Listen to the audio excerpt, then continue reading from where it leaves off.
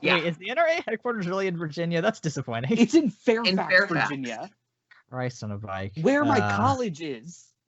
Oh, cool. Yeah, I loved that scene. Loved it. You know, I mean, if you, between the NRA headquarters and Blackwater, like, you could do a cool tour of, like, the institutions that have undermined American, you know, sovereignty. Don't forget about Liberty University, you know? Yep. And then we'll just finish the tour by, and here's the Pentagon.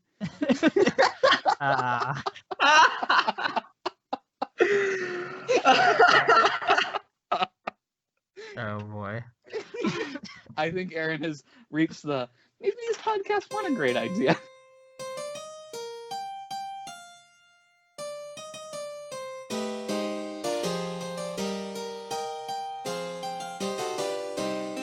Well, this is my brother's friend and me, a podcast where two brothers and the guy they know on Twitter record media, I guess, about weird Christian media.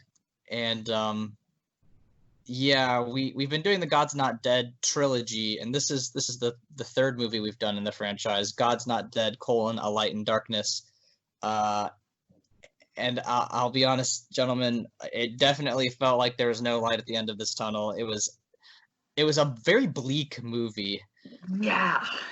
This was bleak is the perfect word.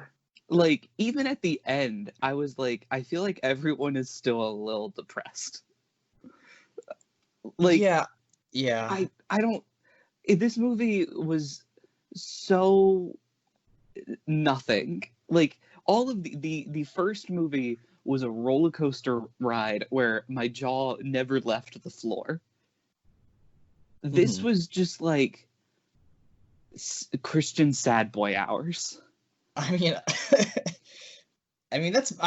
you're pretty close to the main point of it. I had to watch like some YouTube essays, which I'm gonna link in the description of this video, because like I just didn't have a take on it until I got someone else's, and I was like, okay, I guess that makes sense. I mean, I feel like this was the hardest film to develop a take on, because I feel like I got a thread and needle here where there are some real serious issues that this movie tries to broach, and it does it so poorly and ham-handedly that, like, it's really hard for me to, like, even bring levity to this. And usually my notes, I'm like ragging on things, but this, I just found myself going, wow, I have nothing.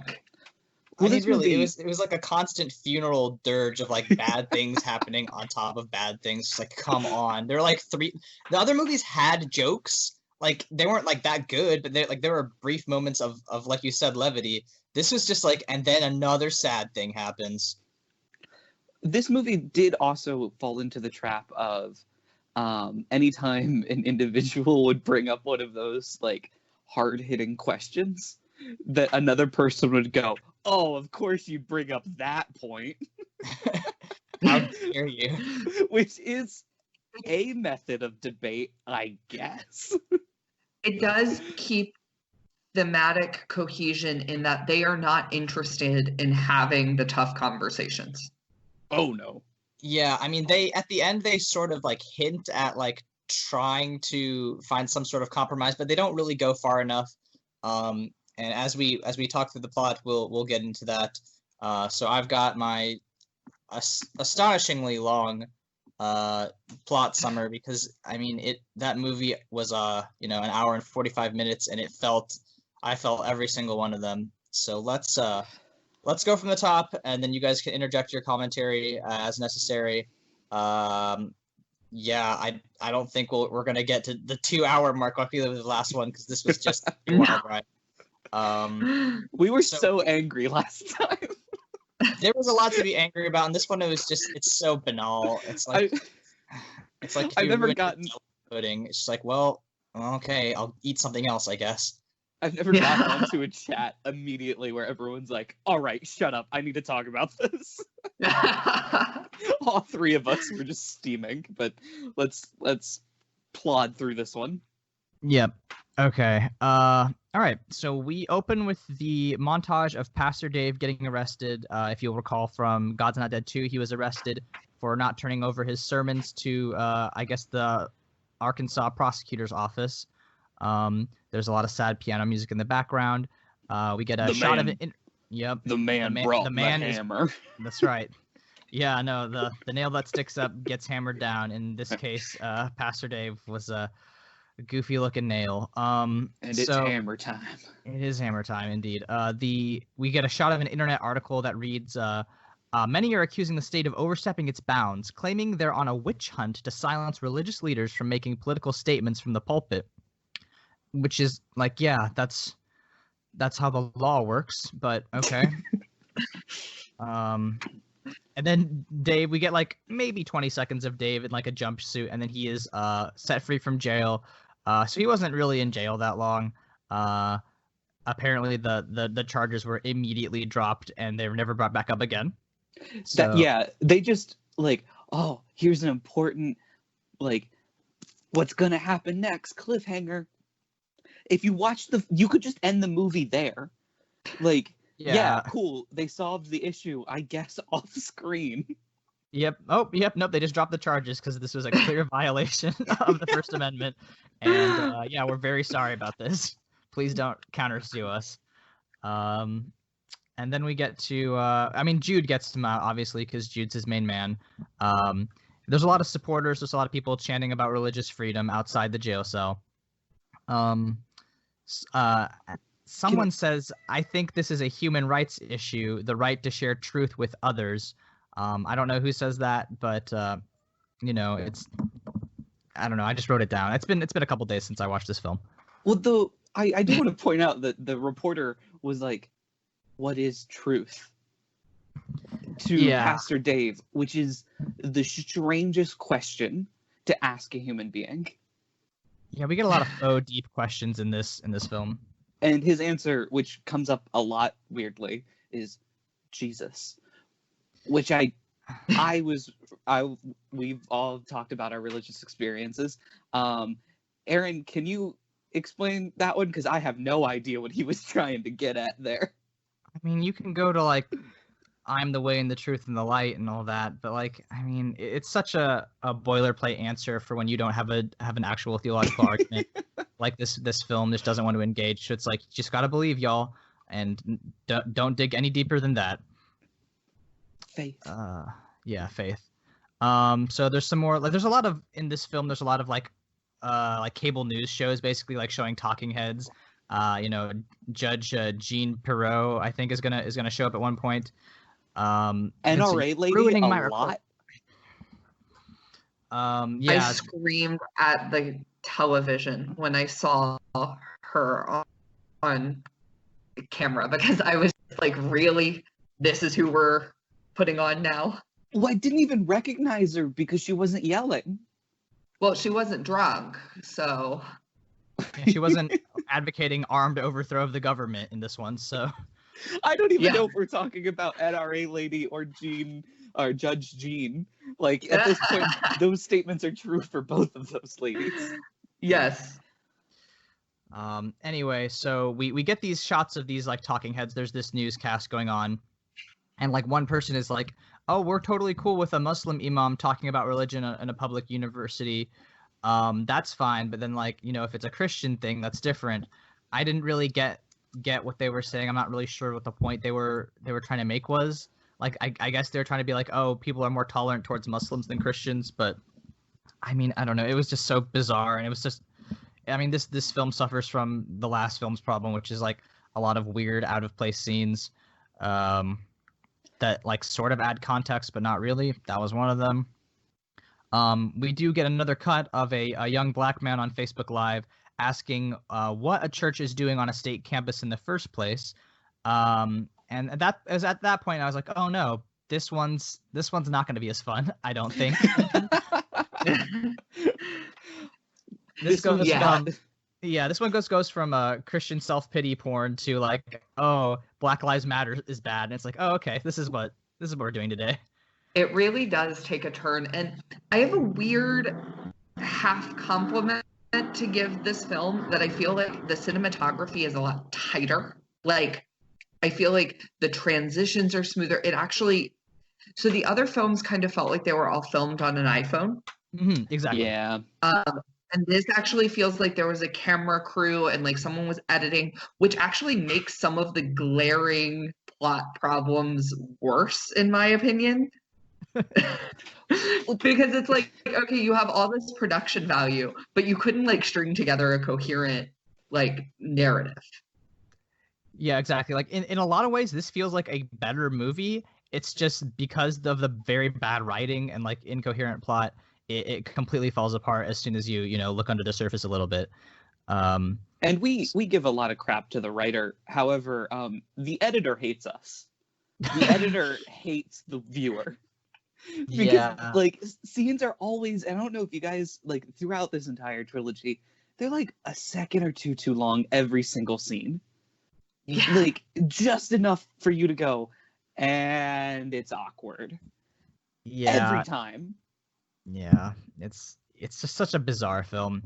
But the actual thrust, the main plot of this movie is that apparently there's people calling for Pastor Dave's church, St. James, I believe, to be removed from the university campus. This is Hadley University, which is the college that Dave works, I guess, on, like physically on. He's not an employee of the college, but he's like he runs a campus ministry essentially. So then Jude and Dave go to this. I mean, it's basically a soup kitchen. And Dave is dropping off some donations, and Jude is asking him about this woman who is named Meg.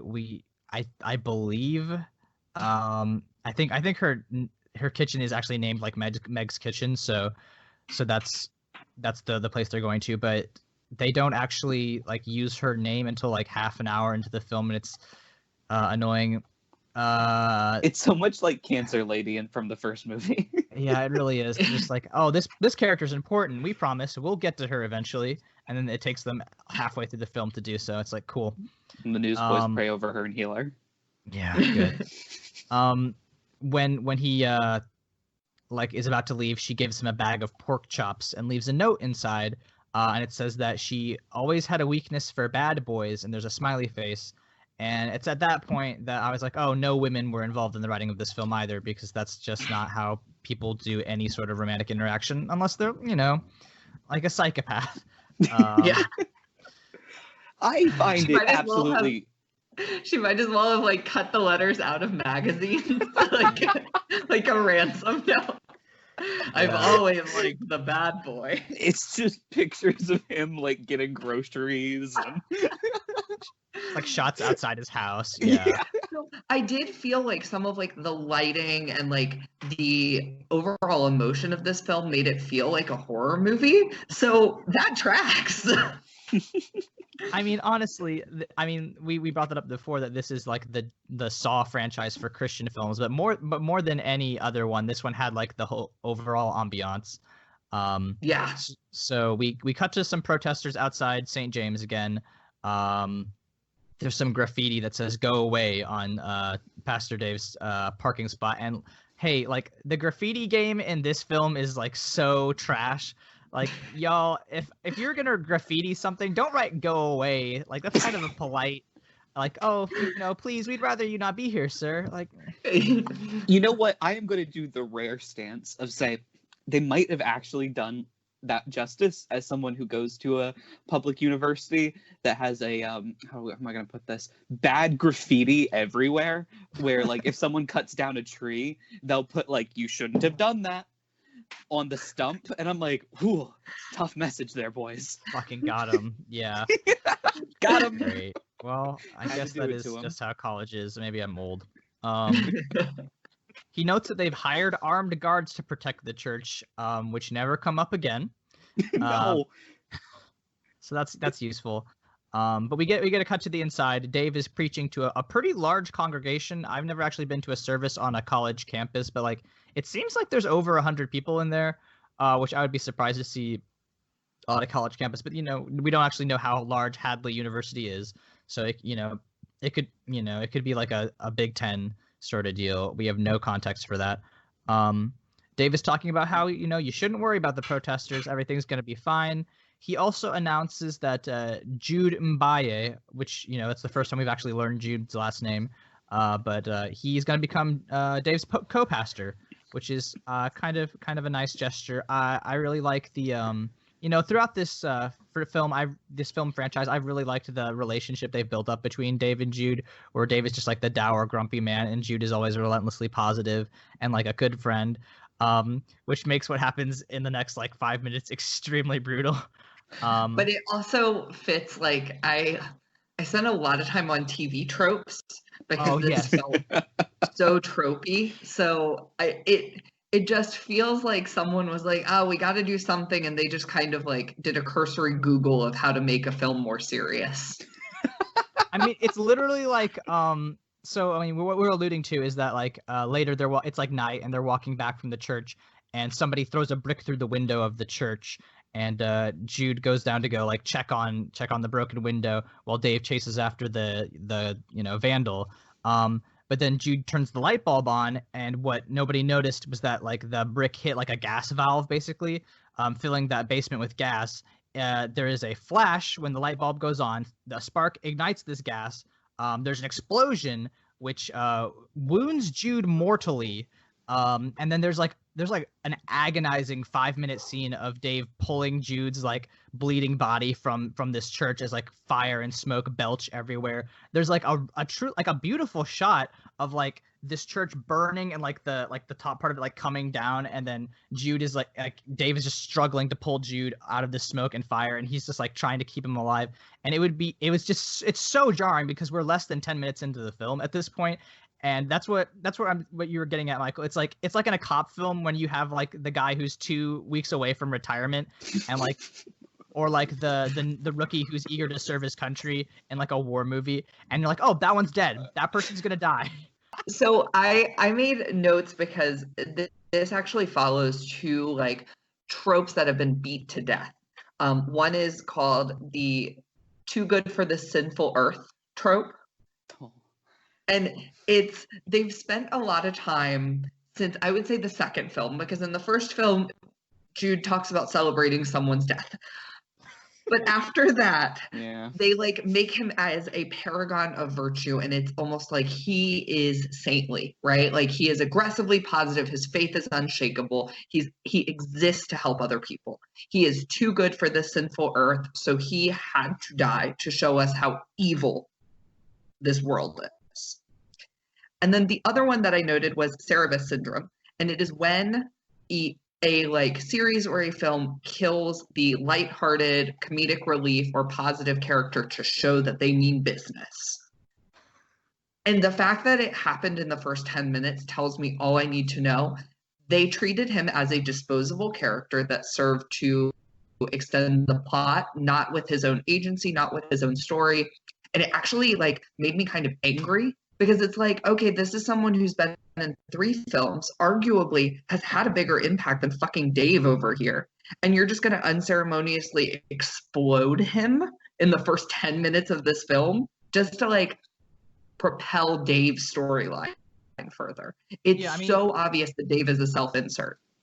Yeah, no, I mean, Dave is literally a self-insert in that he is one of the co-founders of PureFlix, the actor who plays him. But also, like, you're completely right, Michael. They take the most long-standing black character in the film. I mean, arguably he's literally the only person of color who has consistently been in all 3 films, and they kill him in the first 10 minutes. They fridge him, and it's ridiculous. Like, it's like, okay, we don't want to. We already have this new love interest. We can't kill her. Who's next? Well, Martin didn't renew his contract, so we can't have him. What about Josh? No, he's white. We have to keep him. Well, sorry, Jude.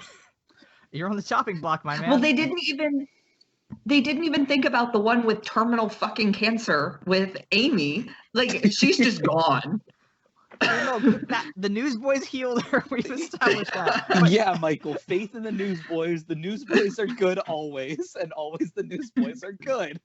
I mean, that does get to one point. When like Jude's last words as Dave is like talking to him as he's bleeding out and in the parking lot of this church. He like says something in Swahili, and then Dave is like, "What are you saying?" And Jude doesn't. He just keeps repeating it, and he's like, "Oh, okay." And then it does a weird thing, which is they jump backwards, and it says 12 hours earlier, and it cuts to a swimming pool, and there's a young woman. We learn her name is Keaton. I mean, I learned her name was Keaton because I have subtitles on, because otherwise I wouldn't know who any of these characters are. Yeah, I genuinely just referred to her as brunette girl in my notes. I mean, yeah, she's not blonde, so we know she's okay. Yeah. But she's set up as somebody who is like an agnostic or a Christian who is questioning her faith. She despairs because she cannot hear God's voice, or she does not feel like God is hearing her.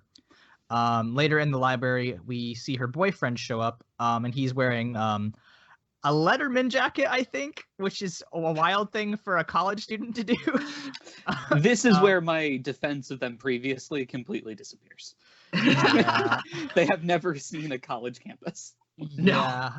I was like, oh, we know he's a dumb jock because he's wearing a Letterman jacket. So that's his thing.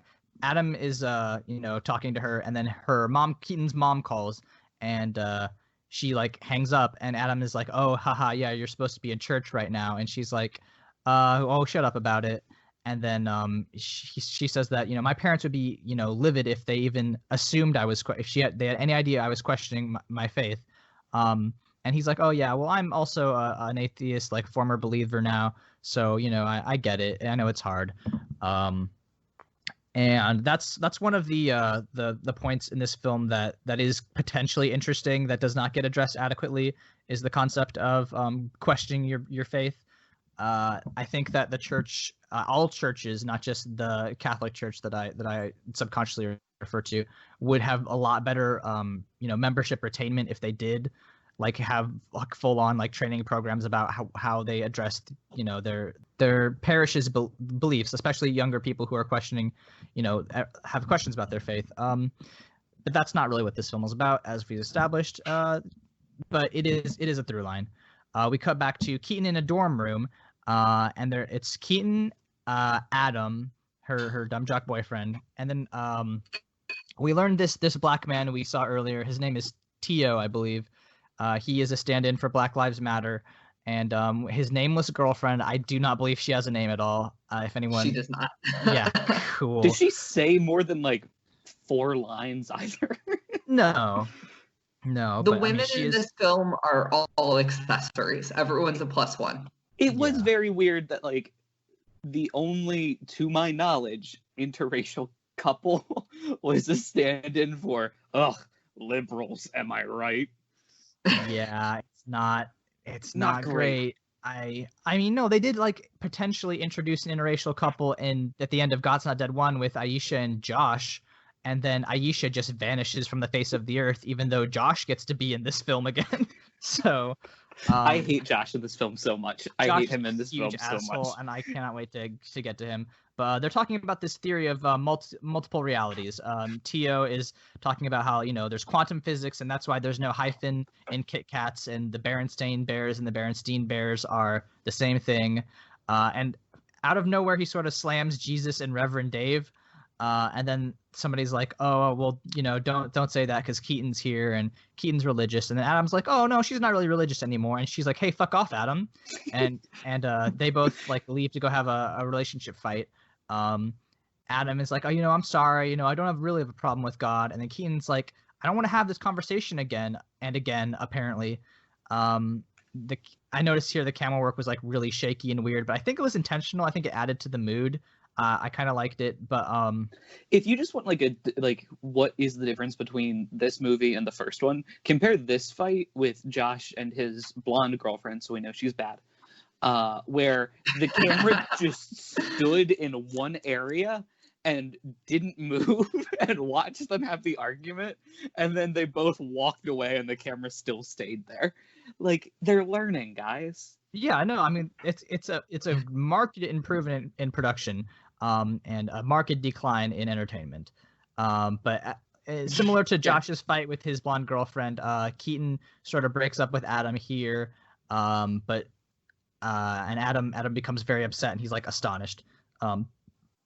We go to the Harbor House, which is like a college campus like prayer group thing, and they're singing a song, and then they showed Josh Wheaton. I was like, fuck me, I cannot believe this dude's back. Why? And the things they do with Josh in this film are so fucking funny. I love it. But anyway, he's all like, Keaton, where you been? Do you want to work on our Habitat for Humanity project? And she's like, oh, I've been really busy with school. But Josh is like, we can talk. If you're ever feeling down, we can talk. It's like, oh, I don't know how I feel about that. Josh, you've graduated from this institution. I don't like this. I also, in my notes, I know I forgot to bring this up when you first mentioned their Mandela effect debate. In my notes, I put in big letters, first interesting conversation taking place between atheists. That's true. Because like the dialogue was like snappy and moving between them quickly. And it was like a real conversation, yeah. Yeah, because everything else in here is a sermon posed through like bad lines. Mm-hmm. Yep. And then when like she goes and talks with Josh, she's like, Kit Kat doesn't have a hyphen between it. And he's like, that was legit really good. I like that. I love his face of just, I'm not having an interesting conversation with you. What? Do you need to talk? Yeah. Okay, I have to be honest. The actor who plays Josh is not a good actor. Like, he has two facial expressions and two tones in his voice. And like, part of casting is acting skill and part is like, what is your role? I just feel like Josh is probably the worst character we've seen in any of these films for these roles, right? Like his whole like proving God's not dead, cool, great, but like he didn't get faith healed by the Newsboys. He didn't, win a lawsuit when her lawyer was assaulting her in front of everyone. Like, and he's also not modern day Job like Pastor Dave. Like Pastor Dave, yeah. Right. It is fast. Like I don't understand him in this movie at all because he's a bad actor in a movie franchise that has Pastor Dave in it. Yeah. Yeah. The standards are so low, and yet he so low. Just trips over that bar. Let's see. So after this fight, we go to a college party, and we know it's a cool college party because there's music playing and people are drinking out of red cups. And what I noticed from the way they shot this is that I called this in my notes I call it white boy depressed, which is maybe a kind of a derogatory term, but it is the way that like every sort of cop drama shows like a young troubled white man like having frustrating or violent thoughts, or like he's like sort of hunched over and like looking at his drink and just like looking out at the rest of the party and everybody having fun. And he's like, no, I'm above that now. I'm mad. So we see that he's sad. Yeah, go ahead. It just looked like he was about to comment in his Tumblr page, like, I don't really get along with anybody. Like, honestly, it was just, I hate that trope of like, oh, I'm not having a good time. Mike Manning was wasted on this film. Like, he might be the only good actor in this film, and they give him fucking scenes like this. Oh, was he Pierce? Or was he Adam? No, he's Adam. Okay, yeah. I was gonna say there are like two good actors. Pierce is great. Yeah. Pierce is great and Adam is great, and everyone else sucks shit. But this franchise has what do we have now? 4 good actors? Yeah. Because we've got Car Guy who was trying to be an actor. Yeah. He's not in this movie, and I'm mad. Yeah, that sucks. I can't believe they killed off Car Guy. He was. We'll never know. We'll never know if he got the part. Maybe he made it. My headcanon is that he does Chekhov professionally now. In my headcanon, he is the bad professor in this universe's movie about that professor. Great. Oh, yeah. He plays Kevin Sorbo in this universe's God's Not Dead 1. Yeah. And then it's an endless cycle. Yeah. So we get Tio talking to Adam, and he's like, this is why you should never talk about religion or politics. And then Adam is like, you talk about religion and politics all the time. And I don't know what kind of dispersions they're trying to cast on Tio's character here. It's just a weird beat. Anyway, I couldn't tell if that was slightly racist. I mean, this whole movie is slightly racist, which turns it into an overtly racist movie. Yeah. Because Yeah. some of the things they'll say to that guy, I'm just like, I think if you just said that one thing, it wouldn't bug me. But you said like 80 not cool things, man. Yeah. It's the hearing the 80 not cool little things that sort of gets to you as a person of color. Yeah. So Adam starts throwing a tantrum because he's mad, and they happen to be outside of St. James's Church. I mean, he's been drinking, and he like sees that there's a can of spray paint left there, so he paints a big X over the church's sign that says "All are welcome" or some shit. And he's like, "No, they're not." And then he spray paints this X over it, and then he sees a loose brick and tosses it through the window. It hits a gas pipe, and then he runs because Pastor Dave starts chasing him, and that's the scene. We cut back to the present, and so now we know how the church got blown up. And I made a note that this is the death of subtext. We have officially, subtext is buried. They're literally having an atheist murder the paragon of virtue. Subtext is dead. But here's the thing about Adam's character arc is that like the way that they take his character makes it think that like it's not. That's why this movie is so strange, and that's where we're gonna get to the YouTube takes. But yeah, I mean it's very bad at the beginning to be like, hey, an atheist just killed this pastor, who is the only good character throughout the franchise. Okay, so we cut to there's a TV news report again. We learned that Jude is from Ghana finally instead of just Africa. They treat it as a hate crime. They're like, this is a hate crime. Somebody killed a Christian pastor. Someone's getting an interview in front of the church saying that having a church on campus invites violence, and basically they deserved it, which is a wild thing to say on live TV. Let's see. We cut to a college like board meeting basically. And they're talking about how like, oh, things have been really bad for our college campus. We don't know what to do. Enrollment is down 18%. And my thought was, well, 2 high-profile people have died on or near your campus in 4 years. I'm assuming this takes place over 4 years because Josh has graduated. I mean, yeah, I would not want to go to your school. I'm sorry. Yeah, it was like, yeah.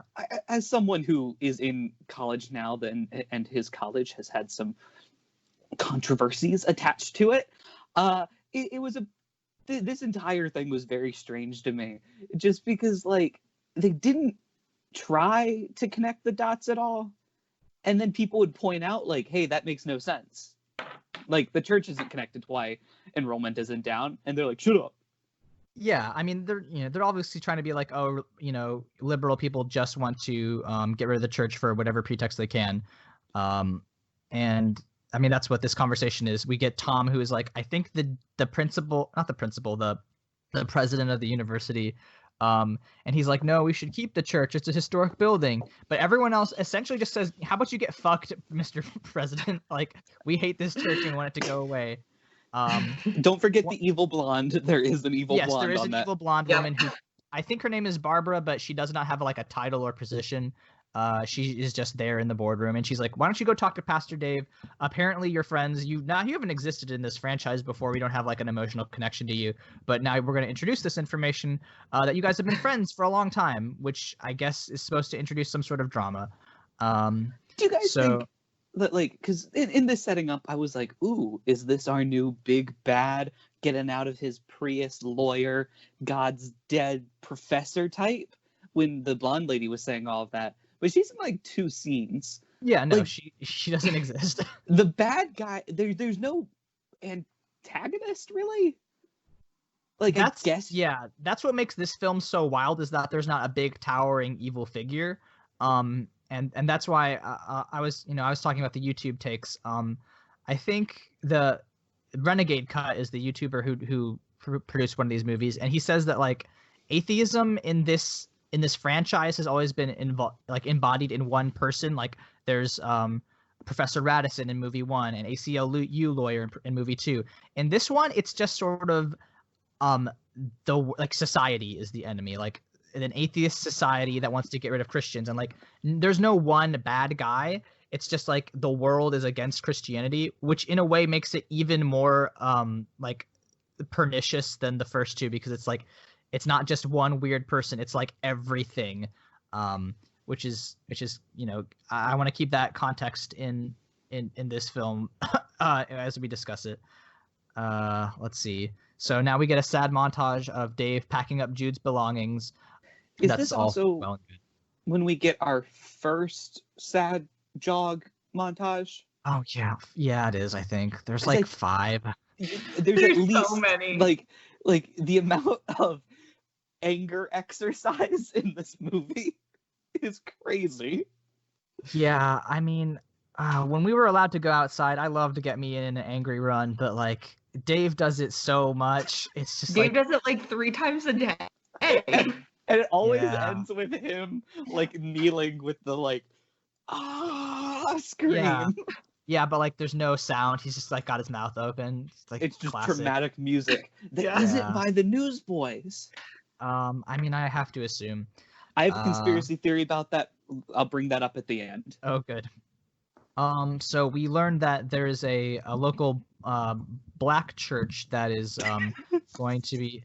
I mean, it is. It's a It is. That's why I denomination that's entirely black people. There's a black pastor, and the black pastor is talking, and they're like, "We're very sorry about how Jude died, and like since your church got burned down, we're gonna, you guys can have your meetings here for the time being." Josh Wheaton is there. We're actually watching Jude's funeral right now. Apparently, I don't know because it does not say, but there's 2 people in traditional, I assume traditional Ghanaian dress. I don't trust that the filmmakers actually got the actual cultural specifics right, but we see that it's generically African, so we have to assume they're Jude's parents. And they're talking to Dave, and they're like, he called you his American brother, and they say the same thing that Jude said when he died, which translates to always God is good always. And like that was Jude's whole thing, which is that he said like God is good all the time, and all the time God is good. And that part got me. I was like, oh, I kind of like that. I felt like I couldn't feel even like cute moments like that, just because I was taken aback at how like low key evil the scene is, because the first time we see like black characters in a black church is when a black character dies. Mm-hmm. And I understand that their church burned down and that it's not, it's not theirs, but even later there's another scene in another church and it's not held in this one. And I just felt like, oh, okay, like this is aggressive tokenism. That's all this is. Well, it's also, it felt to me very much like we're going to use an aspect of a group of people that we think will assist Dave through his journey. Like everything was built for like, it just felt so much like, well, Dave lost his one black friend, so now he needs a different black support group. And ignoring all of the like interesting aspects that could actually like be looked at through this, complications with like religion in a different country completely, but nope. But nope, the story of our lives. And the fact that this film put Sissy Houston in it, she's been through enough. She's been through enough. She was one of the singers in the choir. Oh, okay. Well, that's unfortunate. Can we get a GoFundMe or a Patreon to, or like a YouTube channel dedicated to just removing that IMDb credit? Like she let her get that money, but let her like escape this. You don't need this on your permanent record. No, we forgive. We forgive. This is a film about forgiveness, and we'll forgive Miss Houston's travesty. Previously, Tom, the principal, or not the principal, the president, thank you, of the school, had stopped by Jude's funeral, and he was like, "Hey, sorry about your friend Dave. Let's talk." So now we come to Dave, coming to talk to Tom. They go and get coffee, and Tom is like, "So we want to buy your church land." And Dave is mad about that because they're like, "No, we were attacked. We don't want you to buy the land out from under us." And Tom is like, "Well, I'm worried about the welfare of our students. There's been a lot of violence related to, religion. I mean, Dave, here's the thing, Dave. I'm not a cop, but you were present during the deaths of two prominent people in our circle, and if people find out that you were personally on site at this when these two deaths occurred, they're going to start asking questions." I'm just saying. Like, Jude just became co-pastor, which means Pastor Dave has less authority. And then the professor guy was trying to get less religion on campus. I'm saying Pastor Dave came off looking pretty good after both. Listen, we're just asking questions here. So they're talking about, Dave is like, "This is my father's church," a thing that had never been previously introduced. He says he was baptized here, and they're like, "Well, I don't want to sell it," but Tom is like, "Well, the board's already decided, big boy. There's nothing you can do." I love movie trope. Cut to board decided. Cool. I love tropes like that. I mean, basically, it's like it means nothing. Yep. Except like this is out of your control, and I don't know if that's how life works. It feels like that's kind of how life works sometimes, but like I'm mad again. I got to mad. I didn't think I'd get to mad. At least you're feeling something. Let's see. God's not dead. You'll feel something. Yeah. So we see Dave talking to the church board, I guess, including, of course, Josh Wheaton, who's like the graduate advisor for the on-campus group, and Josh, who says that he studied property law in grad school, says that they can seize their land via the eminent domain, which means that they're forced to sell. And that brings us to the question of why is Josh here? And because he was going to, his major was pre-law in movie 1, and he was going to be a lawyer, but he studied property law in grad school, but apparently he stopped going to grad school at some point to come back and be like a campus minister here, which how I don't understand the timeline of this. If we assume that God's Not Dead 1 took place in 2014, and this one takes place in, I guess, 2018, when did Josh go to law school and then subsequently drop out? I don't understand the timeline. I think he did. He was a freshman. He was a freshman, exactly. How did he get to grad school so fast? You can do probably undergrad in 3 years, especially if you're doing something that doesn't exist, pre-law. But that's a lot. I think he was doing the classic from God's Not Dead 1, where he went into the first law school day class, and the professor's like, "And this is gonna be hard," and he went, "Nope." To the Christian ministry I go. Josh is the guy in the baseball hat who's like, "I actually don't want to do this. I thought this would be an easy A." Professor, can I debate you with cool PowerPoints? And they're like, "No." And he's like, "I'm out."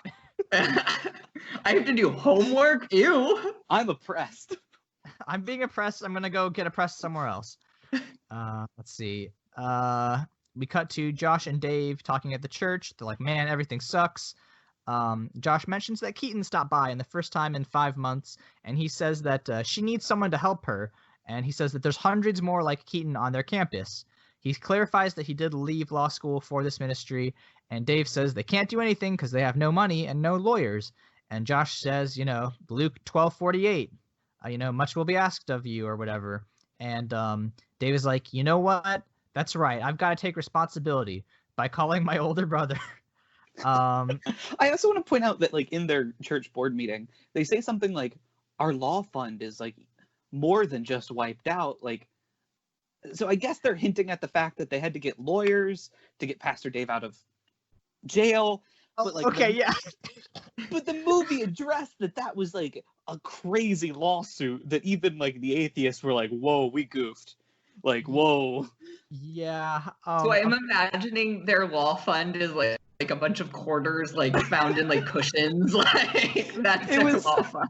It was enough to buy postage to send like the judge a letter explaining what happened. Yeah, there's just like a little collections basket that they passed around, and there's like a little moth flying out of it. Yeah. Aw, beans. So we get to Pierce, who is maybe one of the only good characters in this film. He picks up he actually doesn't pick up a phone and call him. He drives to Chicago without calling him from Arkansas, which is, I mean, almost, that's like easily a 20-hour drive. Like, we cut to Dave driving his Prius to Chicago. He goes to speak with his brother, who is Pierce Hill. He's an attorney. He's a big-time lawyer in the city. And Pierce is not happy to see him. He's like, "Why are you here? Why didn't you call me? What's up?" And then they're reviewing this case because Dave obviously told him, I need some help. Pierce says this is a property law case, not a social justice case, and he's a social justice attorney, which is something. Dave says, "This is social justice. They're forcing us off campus because we're a church." And Pierce is like, "What about the 2 murders?" And then Dave's like, "Don't worry about that. It's because we're a church." Look over here, we're being persecuted. I have something that's like not necessarily, it's kind of tangential to the subject, but I got really excited when Pierce was introduced because A, he's Aiden from Sex and the City, and B, I've had a crush on him since like the early 2000s, so I was so happy to see him. I was like, Aiden! I was watching this film at like 1 a.m, so I'm sure my neighbors just hear, Aiden! Oh. I was so excited. I mean, listen, he's a good-looking dude, and he's like one of 2, as we established before, good actors in this film. He is a breath of fresh air. Pierce kicks ass. Every scene in this movie, I want to take a moment to compliment his like work with dialogue because he's given some rough lines, but he makes it work. He's a real actor, though. You can tell, like, this is someone who, like, this is his day job. He gets paid to do this. And, like, so he is a lapsed evangelical turned Catholic. So I find him to be a fascinating choice for this film. Oh. I mean, in fairness, Catholicism is like the hippie branch of Christianity at this point. So, Aaron, you're gonna piss off like our one Unitarian listener. Oh yeah, that's true. Sorry, Unitarians. You guys are real ones. The OG hippie. Yeah. But like, especially when they put Pierce against Pastor Dave, who's just like a black hole of personality. Yeah, even in stark contrast. Because like it's not the same like, because Jude was just positive, all like every single sentence was happy. Where Pierce is like, "I'm gonna annoy my brother. I'm gonna annoy my brother," and I just liked it, and it's not older sibling vibes at all. No, they got the other way around. He's the younger sibling in my mind. I think that's probably fair. But I did love their sibling energy. Definitely. Let's see. So Pierce, for some reason, agrees to come down. He does say like, "Hey, sorry about your friend." And then Dave is like, "I'm okay." And Pierce is like, "Well, that's what you said when Mom died too." And we're like, "All right, we're getting into this shit, huh?" Pierce reveals he had heart surgery 6 years ago and doesn't eat Hostess Twinkies anymore. And Dave is like, "Oh, sorry, I bought all these Hostess Twinkies for you." They do come up later, though. I know you guys are wondering. Yeah, don't worry. They're plot relevant. They are eaten later. Yep. Let's see. So next morning at like 5 a.m., Pierce is like working, and he's like, "Dave, your food sucks." I love Pierce because he's constantly like, "Man, my little brother sucks. I'm just gonna dunk on him every single chance I get." I love that. It is astounding because like that this movie is actually able to get the idea of like the sibling relationship of, "Oh yeah, I'm gonna help you, but I'm gonna mock you relentlessly while I do it. Antagonize you the whole time." It's almost not gonna be worth it. But the reason the only issue I have with it is that Pastor Dave is such a little bitch about it. Like he could not take a joke. He's so whiny. It's annoying. And I mean, I get it. Pastor Dave is, God's whipping boy. Like he's had a rough time. But come when on. God and Satan made a bet that Pastor Dave Yeah. would stay true. We go to the church. It's all screwed up, but they go and walk around inside of it. Pastor Dave and Pierce, and they reminisce about their dad preaching. Pierce points to the back of a pew where he carved Pierce 1983 and a cross when they were kids.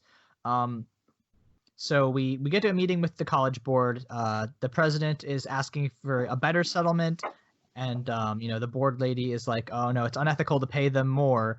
And she's like, "If you don't get this solved, you're gonna get fired," basically. And Tom is like, "Okay, whatever." We cut to the library where Keaton says that. Oh no, I skipped the part. No, Adam goes up to Keaton and their friend group, and he really shadily is like, "Hey, can we talk?" And she's like, okay." And then he admits that he burned down the church on accident, and she's like, "Oh, that's not great." So we cut back to the library where Keaton tells him, just stop thinking about the time you burned down a church and murdered a man. And he's like, "Well, everyone thinks that Jude was murdered." And Keaton's like, "Well, if you confess, you could get into a lot of trouble. So we don't want to do that." And he asks if Keaton believes there is a God. And she says, "I don't know, I guess." And then Adam asks if he does exist, do you think he would forgive him? And Keaton says, of course, and they cry. So, there's a lot of emotional turmoil going in there.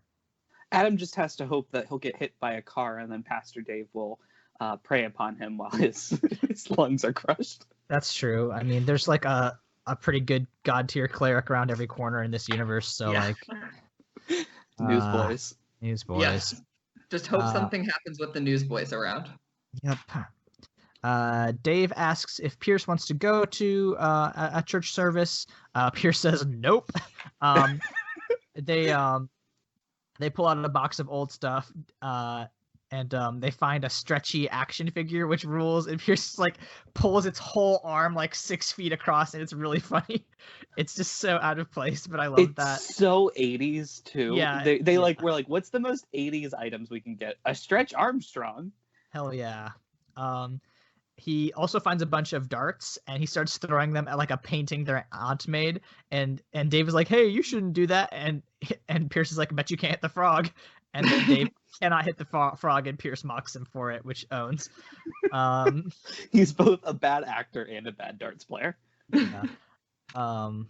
Let's see. Pierce also mocks Dave when he confesses that he still prays for Pierce, which is how we know that Pierce is a grumpy atheist. Let's see. Josh calls Dave. There's so many fucking names. He calls Dave. There's another Prius shot. Listen, I'm gonna reveal a piece of information at the end about the Priuses, and it's gonna be very funny. So there is a Prius shot and they go to the church. There is a construction. There's Caterpillar tractors and shit in front of the church. They just sort of rolled up, and they're like, "Hey, we're gonna break this down." Which is completely wild because they haven't signed anything yet. If they did that, it would be a crime. And then Pierce is like, "Hey, you don't do that. How about I go find a judge?" And he tells the construction worker, if you do this, if you destroy the church, I'm going to put you in prison. And the construction worker's like, "Oh shit, okay." And then Pastor Dave holds a little sermon. Well, the way the Bill describes it is a Senate filibuster. Yeah, and it's very clear no one involved in this film took a civics class, because you could just call it a filibuster. You could call it stalling too, but they wanted to make it weirdly political. He just starts reading Genesis. He's like, we're gonna read all the way through the Bible, and all the newscasters like, "Wow, he's doing a Senate filibuster, a thing that's real." And I like that in any moment you can just be like, "I call a filibuster." Yep. So you're getting a ticket and you're like, filibuster. Robbing a bank, and then I start reading the phone book to the cops, and they're like, "He's filibustering. We can't arrest him. Can't do anything." It's the Senate filibuster rules. He'll have to pee eventually. We'll get him then. There we go. All right. Let's see. I love this next scene of Pierce quickly driving on the phone to find the judge, because this is the only time in any of these movies that we get a denomination of church. Oh yeah, they're Catholic. It's really good. Yeah. Because like, they're right in the middle of communion, which is why he can just like walk up and like slide into the pew next to this judge, because otherwise it would have been really awkward. But like they're all like up and getting their communion, and like, hey Pierce, you could have waited 5 minutes. Like you didn't have to bust in the poor ladies. Like, like this is the first time I believe that he and Dave come from the same stock, because this is a very Hill family bullshit of, you know what, my importance is so great, I'm going to interrupt this lady's communion so I can get what I need to get done. My Protestant roots wanted so bad for her to look at him and go, "You dirty evangelical," and just let it get destroyed. No. I wanted ruled some 30 years war. Like, I'm not over it, Martin Luther, with those 95 theses. No, motherfucker, I'm not over it, and I'm not even a Catholic anymore. I would have loved it. She just looked up in his eyes and went, "Good." Let's see. That's nice. St. James, are you guys Catholic? Well, we're kind of not. Nope. Bye. Oh, you guys should be having communion. Yeah. Oh, boy, it would have been lovely. It's such a wild conceit that like you can roll up, like a lawyer can like bust into a judge's like religious service and she'll be totally chill with it because she's like, "Why are you talking to me?" And he's like, "It's about a church." And she's like, "Oh, well then I'll sign this thing." I don't know. It's like an injunction, I guess. I don't know enough about law, but like apparently she's like, "Yeah, you have 3 weeks to protect this church. Now please get out of this mass." And you dirty Protestant. Idiot Protestant. Take communion and sentence yourself to hell forever. That's right. The cops are gonna like throw Pierce and Dave in jail, but Pierce is like, "No, you're not. I have this thing," which is a very bold thing for a cop to do. I feel like cops don't like just go around threatening lawyers with arrest. That seems like a bad move. But like everybody around the protest cheers and like they're like, "Okay, we've got 3 weeks. It's gonna be a great time, and we're gonna defend this church." We see. It was also a little bit strange for this movie, and this is my own prejudices and like ideas coming through here, to paint cops in such a negative manner. Like that is like, it's a bit strange because this movie definitely is throwing at least a little bit of shade at the Black Lives Matter movement. Yeah. At least underhandedly. So it was strange that they put like Dick Cop, but I guess to them it's more important like that we're being persecuted than the stance that cops are good. That's true. The cops are good as long as they are not being used as an arm of the state to enact laws. As long as they're just, protecting us from the bad people, then they're fine. You put so much stank on the word bad people there. Yeah, I was doing air quotes for the listening audience, but yeah, no, we know what this is about. Mm-hmm. So Pierce and Dave are talking about like how bullshit this case is, and Pierce is like, that like there's a history of Christians enacting violence on other people, and Dave is like, well, for every one bad example, there are 100 good people who did nice things because of their beliefs. And I mean, I am willing to entertain that argument. It's just that like, when it's not viewed in the lens of like a systemic culture-wide crackdown on people that are non-Christians, and not even non-Christians, just like viewing your ideal of what a human being should be, that conversation sort of has no merit, and like this whole film doesn't really engage with. It's also a weird like, look over here trick to the actual question of Christians aren't being persecuted. Like, yep. It's completely ignoring that argument and having a different one. Yeah. Which is a tactic. Yeah, it is the only tactic that happens in these movies. So Keaton, we cut to Keaton, who comes up to Pastor Dave, who is at Habitat for Humanity, And because of the fact that Habitat in Humanity like featured in this film, I'm like a little worried. Like I assume that now they have like done some shit. Like they probably are like, you know, in a lawsuit involving like, you know, not allowing gay people to live in their homes, or like, you know, forcing black folks out of a neighborhood or something, because just like that's the people that they hire. It's like, who's controversial? Who's shitty and discriminatory that we can give money to? When the like news people you're going with are crazy NRA lady and crazy judge who is consistently drunk on Fox, I don't your metric is scaring me. Yeah, it's pretty bad. Anyway, Keaton's like, hey, so, you know, have they found whoever may have done the thing, you know? And Dave is like, oh yeah, well, you know, they're looking, and I'm sure that they'll execute them when he gets caught. That's not what they say, but it is what he means. And Keaton's like, oh fuck. I would have loved if he had Dave about it. Like turned to her and pulled out a Glock and went, no. But I'm looking. Also, I was really hoping for the trope of when Keaton asked, like, what do you think they'll do when they find him? I was hoping she'd then go, or her, you know, her. It could be a her. We don't know. You know. You know, feminism. We're all for equality here. Women can burn down churches too. It's not my boyfriend. Why would you even bring that up? Anyway, let's see. We cut to Pierce, who's at Dave's house. He randomly picks up a Bible that has an inscription that says, Pierce, we'll be praying for you every day. Love, Mom and Dad. Passive-aggressive gift that me and Michael have both received. That's very funny. Yep. I legit have a Bible that I think says that exact thing in it. Good. And you could come home more often also. I no longer have mine, so I think I gave mine to my dad. I cannot confirm nor deny the location of mine. All right, so Dave finally goes on this date with Meg. They're down by the water, and they're talking about how Pierce used to be his hero, and he made Christianity cool, Dave says, but then he went to evil law school and something happened. Also, she says, I know what you mean, and then looks at him, implying that Pastor Dave is in any circumstance cool.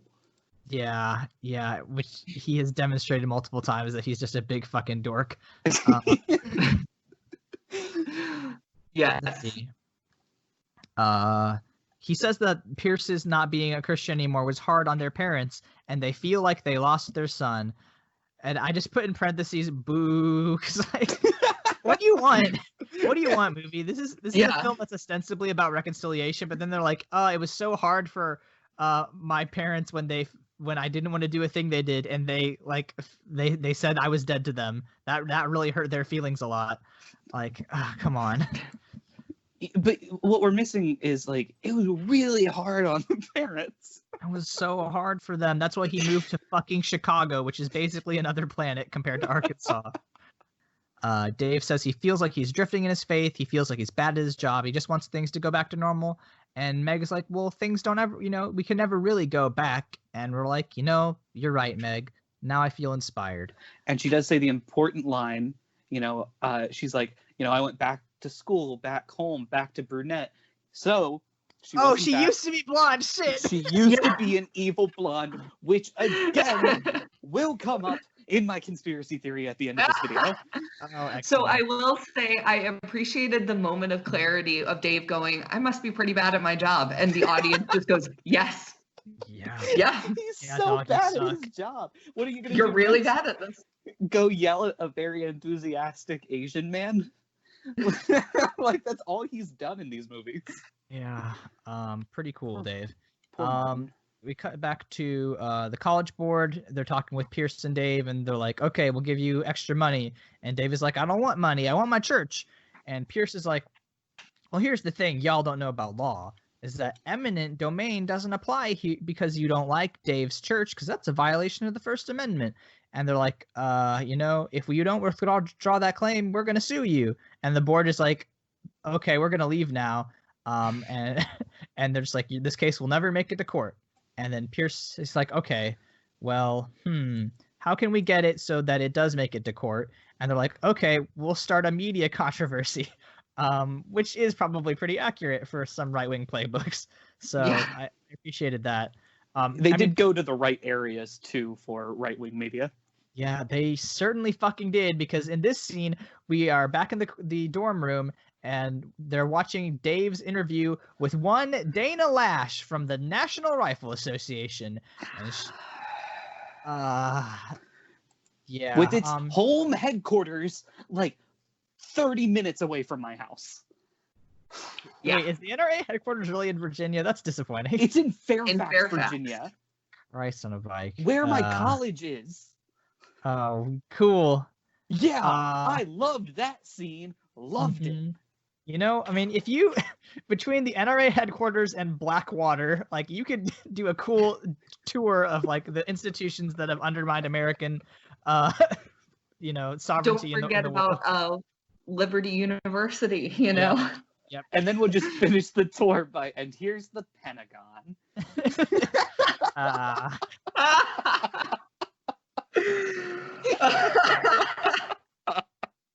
Oh boy. I think Aaron has reached maybe these podcasts weren't a great idea.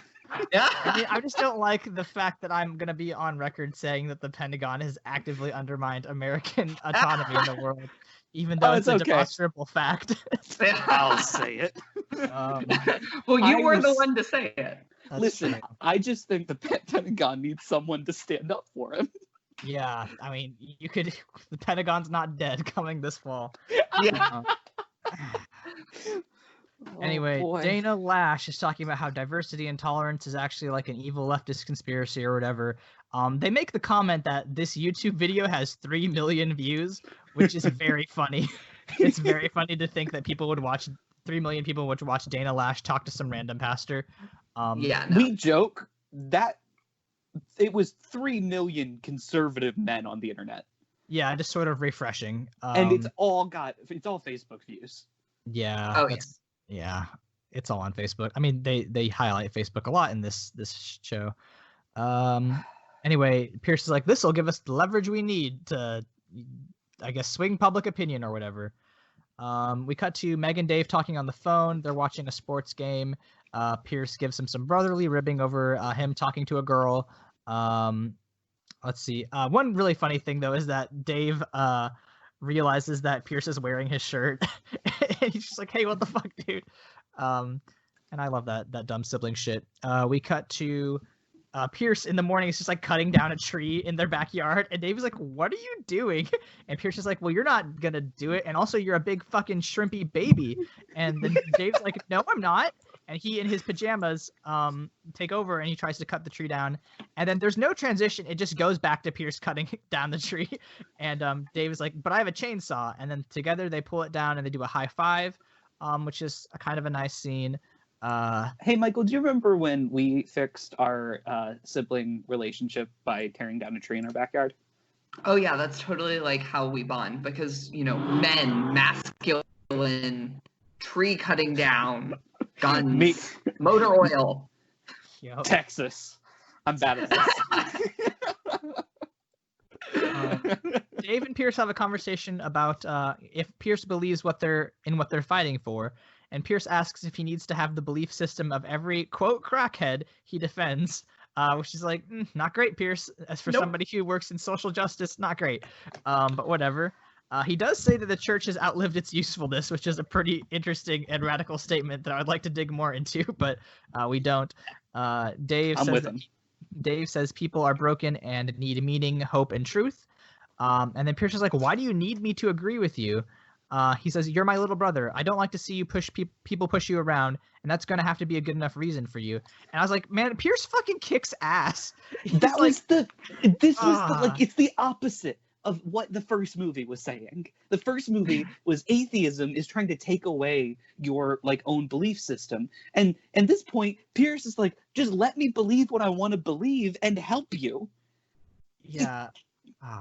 And Pierce is literally like, let me selflessly help you. push forward a cause that I don't believe in because you're my brother and I care about you. Yes. And is this also the scene where Josh is there? And Pierce no, this is still in their backyard, I think. Oh, okay. I'll save that. We'll keep it a Cron pod. Yep. But yeah, like just the other YouTube video I watched was by an artist named Big Joel. Artist is a funny way to call a YouTuber. But Big Joel's an amazing name. Big Joel is great. But he poses a counterpoint, which is like this film is he titled his essay "The Death of Christian Propaganda," because like the way that this film does a 180 pivot, like you can also see God's Not Dead 3 as like sort of like almost mocking the first two films and like trying to view it in a completely different context. And I think that that's such a weird, just because the way that's almost the way that the film is is positioning himself, except for the fact that it is not self-aware at all and has no capability of being that. But I just like the idea that you can make an argument for this film being a complete like turnaround for the franchise. All right, we also get our like 1 out of 2 Newsboys cameos where we see lead singer Michael from the Newsboys giving an interview on a Facebook video, and he's talking about how we need Jesus because the cross is both vertical, which is the relationship between me and God, and horizontal, which is the relationship we have with each other, and Jesus is the intersection, which I thought was weird but also accurate for any sort of Christian analogy. I have heard like so many metaphors exactly like that in like Bible bookstores. Yeah. Just it was I didn't even register other than like, oh, the Newsboys. Like the words were just so vanilla that they just went right through me. Yeah, it was all generic Hallmark sort of theology. We get to Keaton at another college party. She sees Adam there. And they have a talk about why his mom divorced his dad. And Adam's like, do you know why they got divorced? It's because he beat her. And she left when Adam was 9. And he's like, you know what happened? The church called her a sinner, and that another marriage would be adultery. And my note says like, oh, Adam was right. Like, yeah, that's a completely shitty thing to do, and that's a thing that as far as I know, the Catholic Church still will not annul your marriage if you did it legitimately the first time, and then your husband turned out to be like an abuser. They'll be like, nah, you're still married. Me and I go to lots of Protestant churches that will also be like, yeah, you're a sinner. Yeah, you're living in adultery, even if you got like a divorce for in like reasons that any human being would go, yeah, you should definitely get a divorce. Yep. Yeah, that's it's so gross. And I mean, like the way that this film just does not engage with these arguments just bums me out so bad, because I would legit love to like watch an actual discussion, like a weird dramatized version of these arguments, but we don't. But he does say, and we should keep this in mind, that he says he didn't want to hurt anyone, even if he gets angry sometimes. And we need to keep in mind the framing of Adam as a troubled young white man in the context of a film that is constantly, showing it is also has black characters side by side, and trying to make excuses for the young white man, as opposed to, he ended up killing a black man. So we should just keep that in mind as we continue. Let's see. Oh, This film. Pierce, Megan, Dave are all having dinner together. Pierce is talking about how he tricked Dave into adding salts to water and then saying that if you just kept doing that, it would create 7-Up. And then Dave just kept drinking it because he's a complete moron when they were kids. And I loved that too. It's really cute and a really funny thing about how you like used to. I'm sure you guys have stories, but I would always like do dumb shit like that to my sister to antagonize her. I have the intelligence of a Pastor Dave when it comes to many things like that. So Michael definitely got a lot over on me. I can see that, definitely. Michael's like the evil mastermind. Yeah, Michael was like the evil atheist. I was Pierce. He was Dave. Yeah. Canonically, Okay. I was Pierce and he was Dave. Michael, why did you move to the big city? Our parents think about you. You're really hurting them. That's so true. I live in the evil city. Oh. You sprinkle in being queer on top of that alongside the agnosticism, and you just get a beautiful stew of anti-evangelical. I wish Oh. this movie had the like, just The courage to address queerness at all? Yeah. yeah, Oh, because I think. have What is this movie? Michael, you should definitely, it should not be me leading this discussion.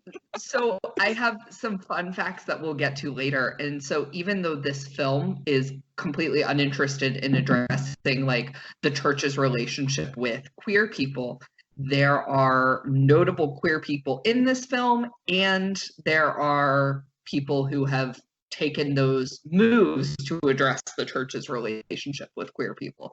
So I found it so interesting that this movie, like, just, you know, there are no queer people, right? Everyone is cishet, and that's at that.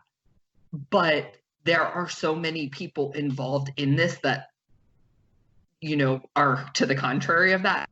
I just found it very fascinating. Yeah, I'm super excited to see that because I had no idea.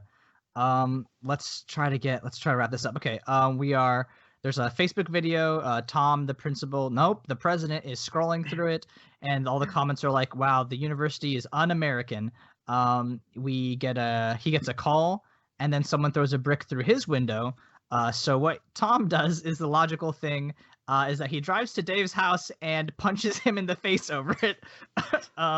Abandoning his wife and child. Yeah, Home after alone. somebody attacked their house, he's like, I gotta do something. I just gotta get my anger out and beat up that pastor because I know he's behind this. And that's it's like, like we're laughing, but this is like kind of a serious scene because like he's like, my daughter could have been hurt, and like, I mean, Meg is there when Tom is beating the shit out of Dave, and like there's like a huge angry bruise on Dave's face at the end, and Pierce is like, you're a psychopath, and like it's a very tense scene, and it's also just so wild. Like this whole movie is so tonally frustrating.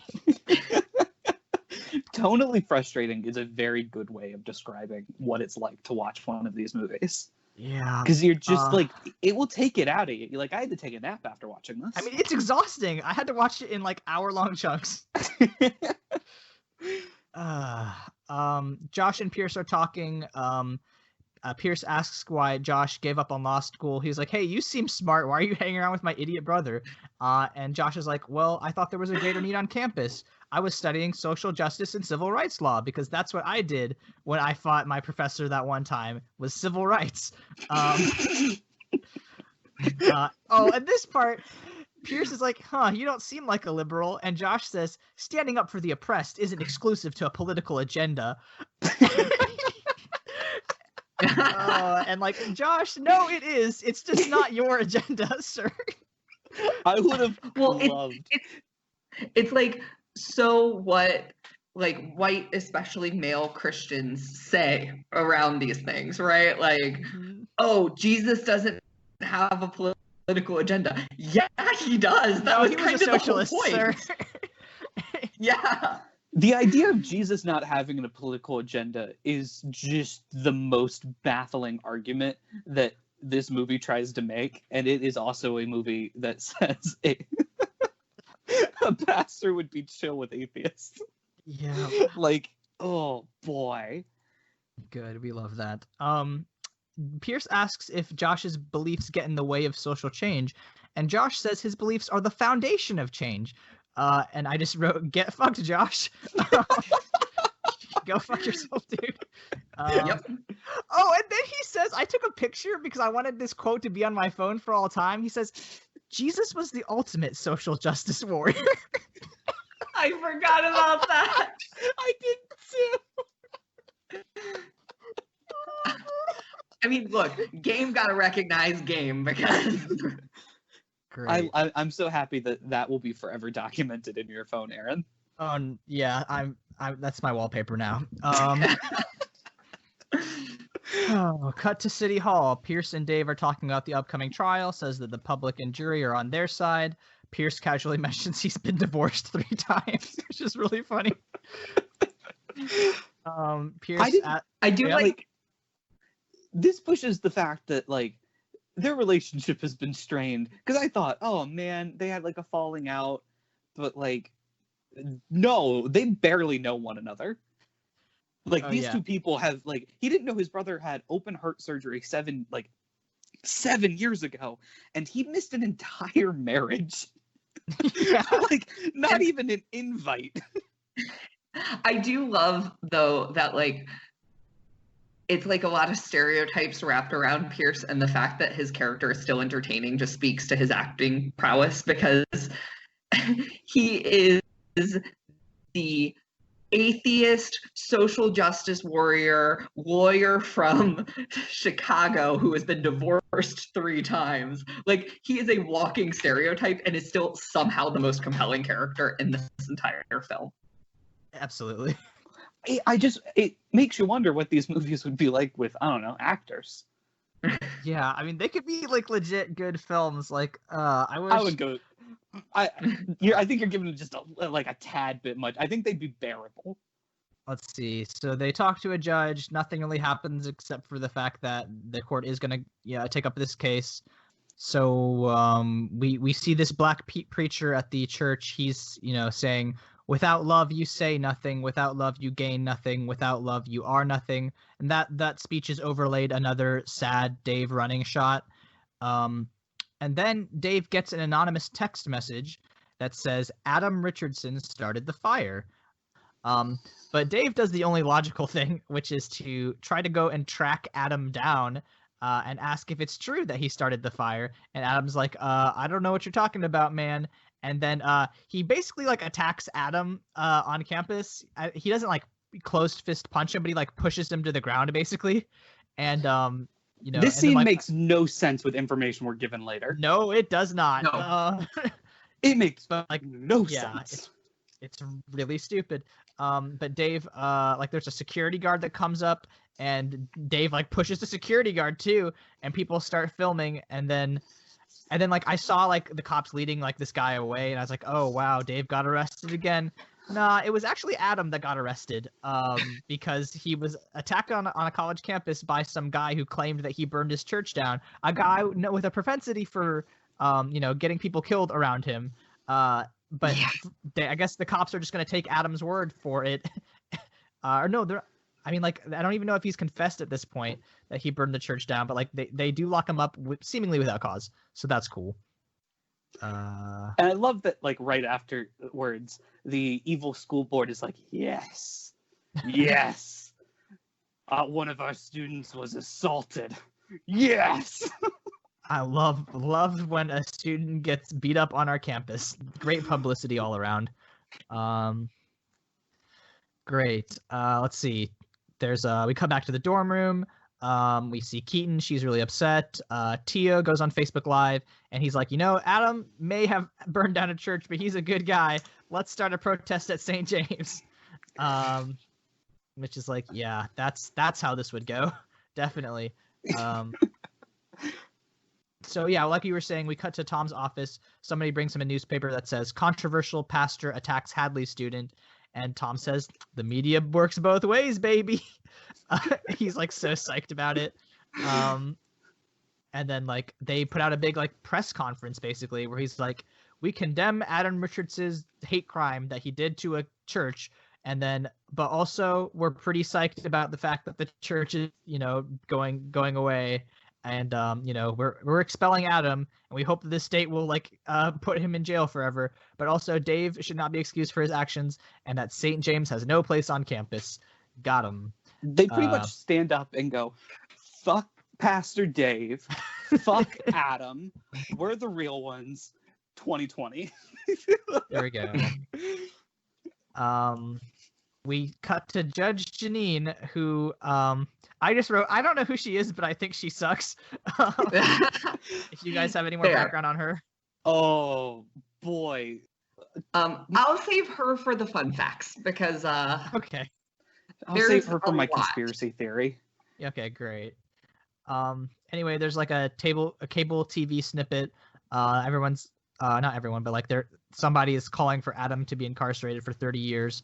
And Janine says, "This is just a sign of the times. Everyone's yelling. Nobody's listening." Like, yeah. Looks ain't that- right in camera. Yeah, just like barrels the camera. Just like, hey, audience, everyone's yelling, but no one's listening. Liberals, cut to am I Keaton. right? It's the liberals. Keaton is talking to Josh. She says she doesn't see God's mercy for Dave's call for Adam to be imprisoned. And then she says, if being a Christian doesn't affect the way we act, how do we know our beliefs are any more valid than anyone else's? And like that is the thing I would love to them actually have a conversation about. But Josh is like, Dave is. I get why Dave's mad. I don't have an argument, but I get why he's mad. Let's see. Keaton shows him. Oh gosh. Okay. Keaton shows him a text that she kept from 4 years ago from a high school friend that says God's not dead, and she's like, "Man, I was so inspired by that time that you, Josh Wheaton, stood up to your evil atheist professor that I came to this school." After that professor died. After you killed that professor with your facts and logic. With your Christian black magic. Yeah. And made that car hit him. I never considered God could be dead, but now I just don't know. And Josh says, it's good to ask difficult questions. Uncertainty leads to the pursuit of truth. But we're not going to go any more deeper than that. Cut to Pierce talking to Dave. He's like, well, public opinion's going to take a hit after you attacked a student on campus, but Adam confessed, so that's good. Pierce is like, so what were you thinking, dum-dum? And Dave is like, I wasn't thinking, and then he gets really mad. They're like having dinner at a diner at this point, I guess. And then Dave is like just talking about how upset he is. He's like, I'm a mess. And then he's just like, no, I don't want you to come. I don't want to come down. And then Dave is like, you're probably happy to watch me self-destruct. And Pierce is like, well, fuck you. I'm going to drop your Prius keys on the ground and walk home. So we see that, yeah. If you like, if I was going to compare this movie to like, the hero's journey, this is the scene in Shrek where Fiona has gone to Lord Farquaad and Hallelujah is playing. Yes. And Shrek is like walking through the sunflowers. Na, na, na, na, na, na, na, na, na. Yeah, and, yeah. That's the point where we are. Well, yeah, it's rock bottom. This is where Pastor Dave has lost all his allies, and he's, everything seems to be going poorly for him, and he's got to like pull himself out of the valley. And technically, he did assault a kid. I mean, yeah, he did attack a child. Well, not a child. He was like 19. But he did attack someone, which was not great. He goes to see Roland, the pastor of the black church. This is where he gets his motivation to get out of his rock bottom. Is from a black character. We love that for us. Of course. Another trope. They killed off his other black They friend, killed his other black friend, so they had to give him a new one. Roland says Dave should keep his eye on what's important. Dave is like, no, I think Christians should stop rolling over all the time. And God, there's a lot we could unpack about how like Christianity made me a person who rolled over a lot more than was necessary, and I'm like, so I need a lot of therapy to work through that. But I don't think anyone in our modern era would say that Christianity in the United States is rolling over for anyone. No. This entire conversation, I was like, oh, this is exactly how the Crusades started. Oh boy.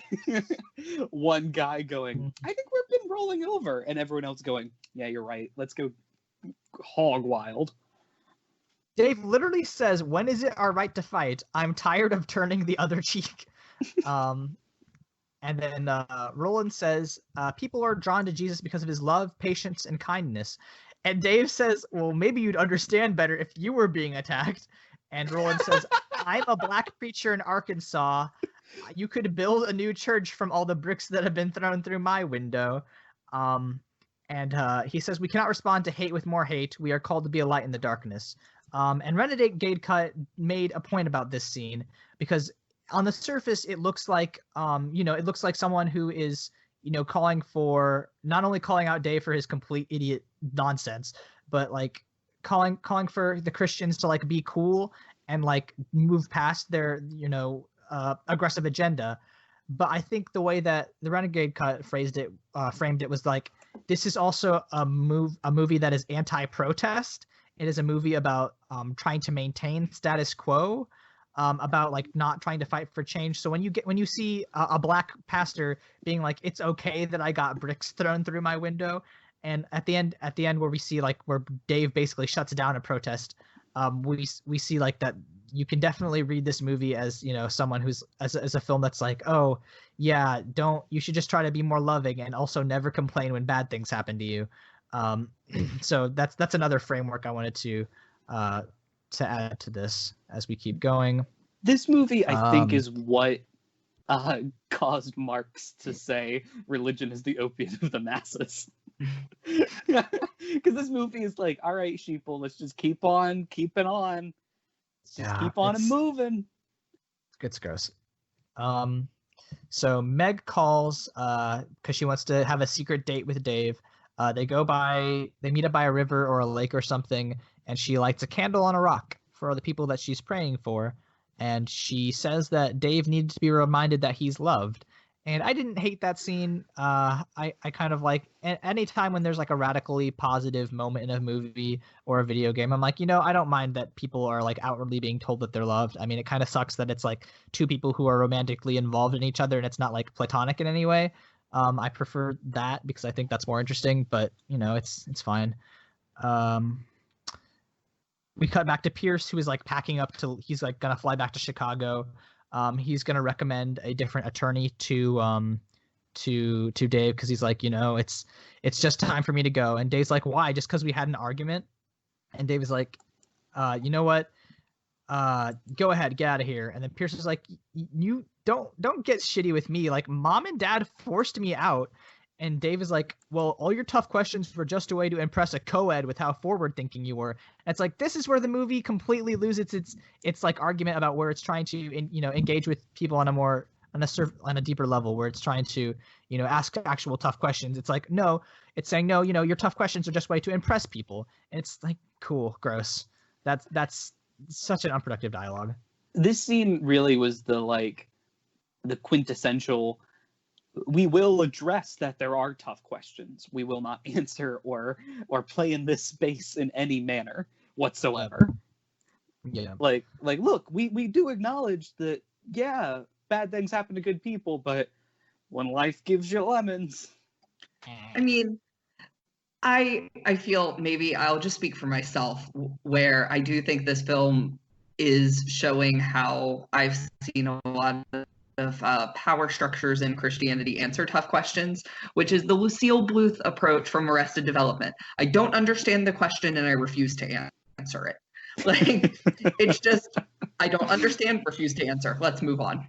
Yep. Because I think this might be too far into the weeds, but with a lot of these issues, a lot of religions take, well, even posing the question is antithetical to what this structure should actually be. Like, this is a faith-based religion, so if you are asking questions, therefore you do not have faith. And they do not, like, placate those ideas at all. They do show people going through religious turmoil, but not in a deep or meaningful way. They just more of like hand wave towards them while they go through that. Yeah, exactly. So we get Keaton is visiting Adam in jail. And then she goes swimming and cries and yells underwater. Pastor Dave goes on his anger run. Yep, there's another anger run. Pierce picks up his old Bible and then takes a taxi away. And then Dave is running and he ends up at the church. And he like goes inside and he asks what he's doing wrong. He like closes his eyes and the church like fades around him. And then Dave is standing among the stars. And then like he like opens his eyes back up and he's like, oh, I have an epiphany about something. Then Keaton shows up at Dave's house later, and she's like, hey, do you know why Adam threw that brick? And he's tired of being judged by people who are supposed to be accepting. And she's like, young people are leaving the church because everyone knows what they're against. It's harder to know what they're for. And I was like, yeah, that makes sense. I agree with that. And I was surprised because Dave is like, you know what? You're completely right. Let's have a talk with Adam. So they go down to the jail. And Adam reveals that he was the one who sent the anonymous text message tipping off Dave, which means Yeah, which makes his reaction when Dave comes to beat him up on campus so wild. He's like, "Wait, what? What? No, I didn't text you." It's dumb. Quick poll: bad acting or bad writing that made that scene weird? Bad writing. Yes, bad writing, because the acting was mediocre, but it's not anything worse or better than we've seen before. Yes. And I'm imagining that scene was probably shot like chronologically before the scene of like, you know, him admitting that he's the one shooting the text. So depending on how much of the script they received in advance, they very well may have like just gotten, here is your scene for like the next week. You know, like not always is an actor handed an entire finished script. In my own headcanon of how these movies are made, they literally just like shoot it in chronological order and are writing like the next scene in a room stressed out. Like, Yeah. we're shooting in 35 minutes. What are they going to say? I don't know. Give him a cool PowerPoint. Just make him run some more. Make him run and angry, okay? Okay, so Adam is like, I was hoping you would forgive me for killing your friend. And then Dave gives Adam Jude's old Bible, and he's like, you know what? Jude would want you to have this person he's never met. And Adam cries and says that he's sorry. Dave hugs him, and they both cry. We cut back to Dave and Tom, and Tom and Dave are talking, and he's like, I actually want to plead for leniency. We're going to drop it from a felony to a misdemeanor.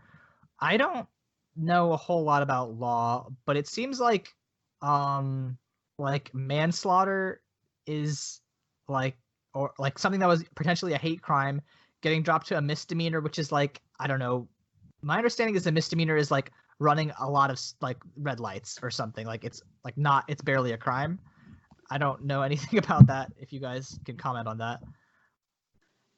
Yeah, this is like real weird. My understanding is like a family can choose not to prosecute like a civil case against him. So like they wouldn't sue for like damages, cost of funeral, things like that. But the actual crime of like manslaughter or the hate crime would be like a state crime in which it doesn't fucking matter. Like they might consult the family for like how, like what sort of punishment, right? Like family could be like, hey, don't give them the death penalty. I don't think that's right. We don't agree with that. We don't think that's justice. And then most judges would drop it to like life in prison. But you're not really going to get like a felony to misdemeanor under my understanding of the law. That makes like, sense. At bare minimum, it's gotta be a hate crime manslaughter, right? It's like some shit. I don't know. I'm not a lawyer by any means, Mhm. but it was buck wild that like they were just, the judge was like, I'm gonna wait on this Pastor Dave guy. I'm gonna wait to see what I want to see what he's got. Some good ideas. I want to see what he thinks this kid should get. Look, the newsboy's faith healed someone in the first film. I think that we just need to like suspend disbelief and say, in universe, this is how the judicial system works. Yeah, the families just decide. Yeah. That's a really good point. That because this does not exist in our universe, which again I will cover that. All right, so now there's a big protest in front of the church. Everyone's saying the church must go. There's a bunch of counter-Christian protesters. They're also holding signs that are like, you know, John 3:16. There are so many signs that say "nation under God," and that just sent my history brain just so mad. Yes, because we all know that that's a phrase that existed before the 50s. Yeah, because I'm sure that you two know this, but that's just some Cold War propaganda nonsense. Yep. Like, oh boy, I was that, because they used that also when the president of the university was scrolling through like the Facebook comments. Mm-hmm. Very accurate Facebook comments, by the way. Yeah, the Facebook comments are spot on. I was astonished. Yeah. It might be because the people writing this are also the kind of people leaving those messages. Yeah. They just took from their own little bank of comments. but yeah, like the nation under God was everywhere on the signs, on like it made me so mad. Yeah, it was dumb and gross. But so like Dave pulls up in his fucking Prius with Josh Wheaton, Tom the man who leads the school and is not a principal. I cannot remember the word president to save my life. And like I thought it was Keaton. I think it's Keaton also. But like Dave like walks up through the protesters and counter protesters. And they're all like yelling and shouting, and he's trying to talk, and then Tom is like, "Quiet, quiet, let him speak, let the man speak." And then he asks for forgiveness. He kind of is like, "Guys, listen to me, guys, for real, listen. Can you just be for like a second? Let me talk for like a second." Yeah, and I loved watching that. It was pretty funny. That's how I imagine if I ever tried to quiet a crowd down, it would be like, just guys, please let me talk. I know you're angry, but like I've been working on the speech the entire drive. Please. Will you make him be quiet? Tom, make him shut up. My nice atheist friend. Okay, so Dave asks the crowd for forgiveness, and he says that God has spoke to him after he went to the church, and he's like, "This building is not my church." He says that I would give it all up for you. He states he's withdrawing the lawsuit, dropping the charges against Adam, and allowing Hadley University to build a new student union, with the caveat that there's still space for a campus ministry division, like in their basement or whatever. And then Dave says he's going to build a new church somewhere else. He would love everyone's help. But for now, please put down the signs. And that's where I was like, oh, this is an anti-protest movie. Cool. He hands out a ton of candles. Wait, do you guys notice which side puts down their signs first? It is the church. It is I was watching because all of the Christians, after he's like, put down your signs, they're like, "You're right, Pastor Dave." And then all of the heathen protesters that are there fighting for getting rid of that Christian church are like, fine. And then they put him down because it was very like, all right, but I'm watching you. I mean, that's the kind of feeling that I have though. Let's see. They hand out a bunch of candles and they have like a really corny vigil, and they're like, let this candle be the light in the darkness or whatever. And Tom and Dave light everyone's candles, and then those people light other candles, and it's like it's like a metaphor or something. I don't know that the film actually thought that one out the whole way. I don't think that they actually planned for that metaphor to land, but it worked for me. So, the author's dead. Well, you see, Dave, Aaron, the movie began with a fire at the church, and it was a bad thing. And then it ended with a fire at the church. But get this, you're not going to believe it. You're not going to believe this at all. It was a good thing. I didn't even make that connection, so I'm actually glad you pointed that out. I completely love this movie. Hold up. Turn around. This movie owns. You change your review suddenly. Yep. You just delete every negative thing we've said about this podcast. Nope, I'm editing out all the bad things we said. It's 30 Sadly, seconds. this podcast is, and it's just like 4 good actors. Anyway, Dave is like basically made out to be a Christ figure.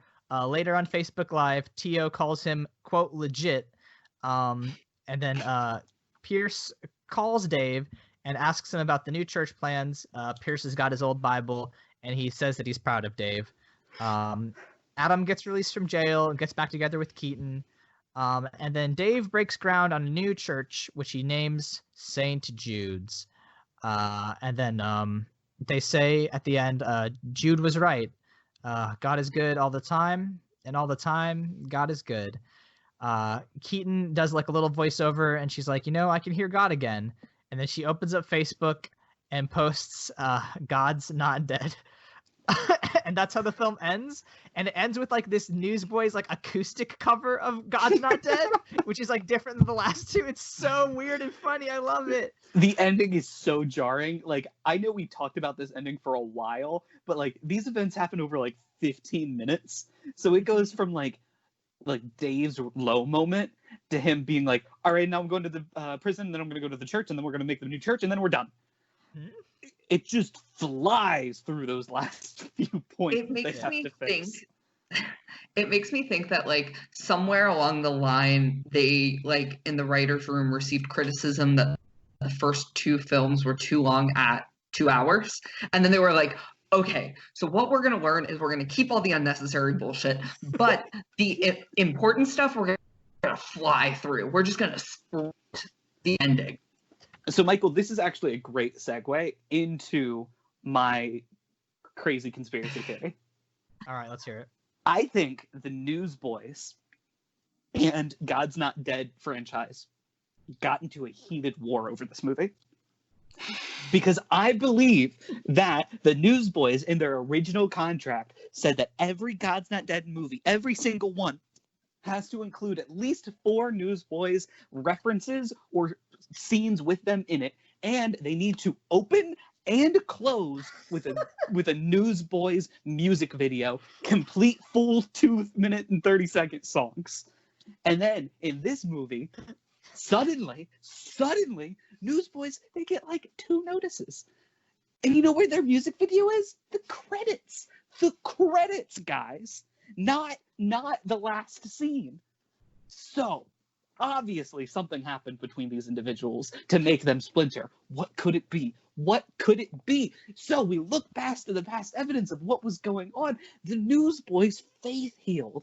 But when they faith healed, I could tell when that cancer lady was on the phone with them, they were a little upset because she was thinking, God, not the Newsboys. The Newsboys wanted their own splinter religion that worshipped them because they had the clerical ability to faith heal. And then when God's Not Dead franchisers looked at this, they said, I don't know, that might be slightly controversial, but we don't want to outright say you're wrong because that would push away the Newsboys audience, which, as we all know from the first movie, can fill stadiums. So what they did was they broke contract, and because of that, the Newsboys put a curse on this movie to be boring as fuck. I mean, Wow. You're probably not wrong. I mean, this movie was the least profitable of the 3. It only made $7 million. I mean, I would not be surprised if there was some sort of weird contract like split, like the Newsboys were just like, hey, these first 2 films suck shit, like we don't want to be involved with them. I stand by everything I said, and I am good. waiting for the lawsuit. Yeah. Good. So let me, before we get to your fun facts and last thoughts, there was one. So I watched through the whole thing because I'm a person who hates themselves, and I wanted to see the end credit thing or whatever. So one sponsor of this film is none other than Mark McLarty Toyota of Little Rock, Arkansas. Fun fact, I went back because I was like, okay, that's a wild thing that they finally got a Toyota sponsorship, which we have been joking about. They are not cited in the previous 2 films. So in this movie, the third one, which was the least widely distributed and syndicated, they did get an official Toyota sponsorship, but not the other 2, especially number 2, where they dropped the word Prius 100 times.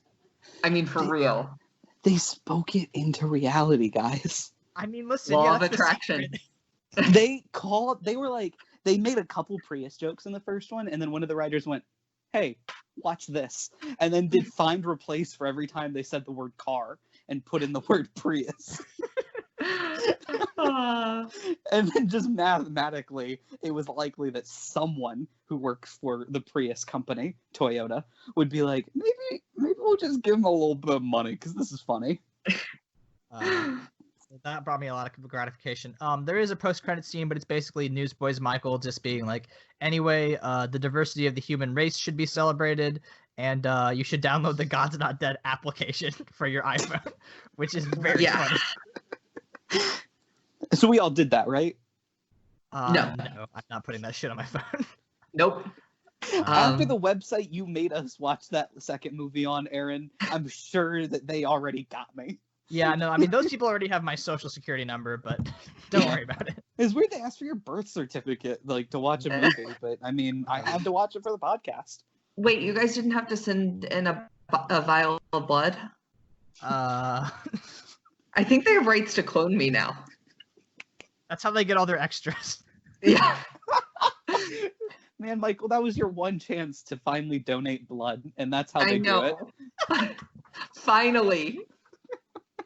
Oh, man. Hey, Red Cross, change your fucking policies. See, have hey, some chill. U.S. change your fucking policies. It's not just the Red Cross, it's the whole U.S. Great. Yeah. It's the entire United States. In fact, this can totally be edited out, but like, even if God forbid I got coronavirus, I survived, people need my plasma to live, I can't donate, even though I'm in a monogamous relationship. And you can screen for HIV, so it's literally just being homophobic. Great. Love to live in America with our broken ass healthcare system that still takes time to discriminate against the gays. I do have some fun facts Thank about God, this we film. needed some levity. We need something fun. So I'm going to start with the least fun and end on the most fun. Perfect. So Okay. because Aaron, you said that you weren't sure about who Judge Janine is. I'm just going to give you a couple of like bullet points. So Janine is a very unpopular, controversial figure in New York politics who was given a Fox News show. So she was actually a district attorney for 10 years. She ran for the lieutenant governor, for Senate, and attorney general in her career, and has lost all of those elections. She wrote 2 books. No, she actually wrote 5 books. 2 are crime novels. Her most recent book was called Lies, Leakers, and Liberals, The Case Against the Anti-Trump Conspiracy. She is known for stalking the Chappaqua Woods to find where is Hillary Clinton post-2016 election, where she had an entire segment of her with a camera crew in the woods looking for Hillary Clinton. This might be an unpopular opinion. That's really funny. That's fucking hysterical. Are you kidding me? That's like And hilarious. Judge Janine is also known for incoherent, obvious inebriation rants where her hair will be all disheveled and she'll start like slurring her words a little and still yelling and doing wild gesticulation. And it's a common thread on her show, so much that it actually goes viral pretty frequently. So yeah, that's Judge Janine. That's who we got having their show saying that we're all just yelling at each other. Judge Janine in the Lion's Den. The Lion's Den. That's So- really funny. I have some fun facts. This movie includes, to my knowledge, there may be more, but a minimum of 2 queer actors. Oh. One being Tatum O'Neal, who plays Barbara, the mean blonde lady. She prefers not to label her sexuality, but has dated both men and women.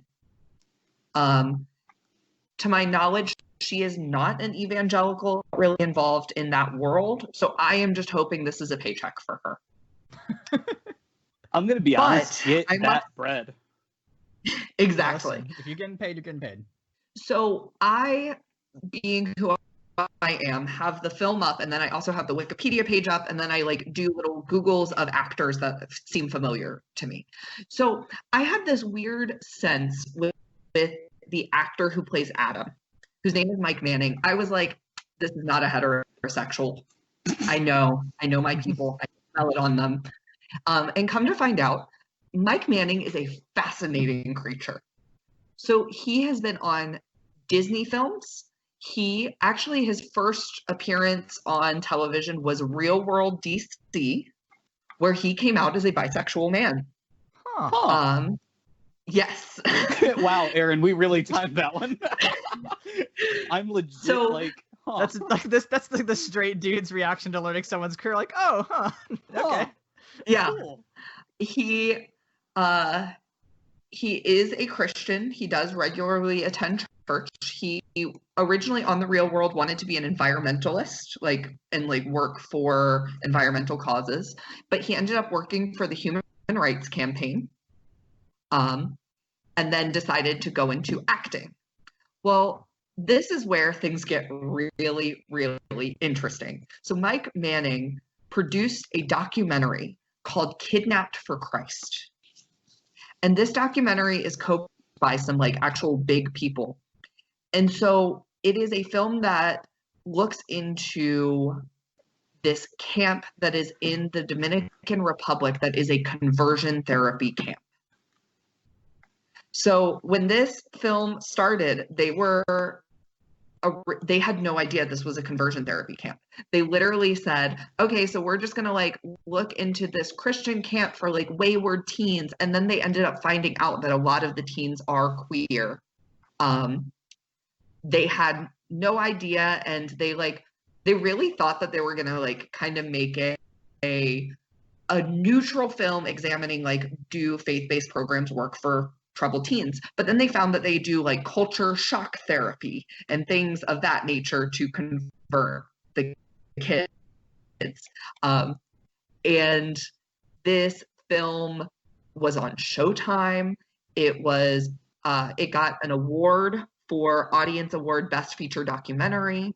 A test screening was given at the Sacramento International Gay and Lesbian Film Festival.